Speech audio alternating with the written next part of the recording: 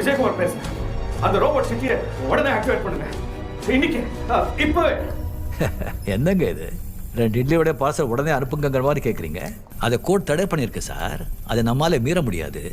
அதெல்லாம் நான் ஹேண்டில் பண்ணிக்கிறேன். முதல்ல சிட்டியை ரெடி பண்ணு. அது எப்படி சார் உடனே முடியும்?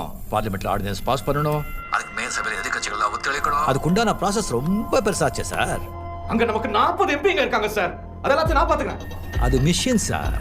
எப்போ சொதுப்புன்னு சொல்ல முடியாது. யாரையாவது கொண்டுட்டா யார் பொறுப்பு? நீங்களா நானா? யோ, நேரம் காலம் தெரியாம பழி வாங்காதையா. ஏற்கனவே டெலிகாம் மினிஸ்டர் வாயில புந்துச்சு. எனக்கு எங்க போறோம்னே தெரியல. எல்லாத்துக்கும் நான் பொறுப்பேற்றுக்கிறேன்.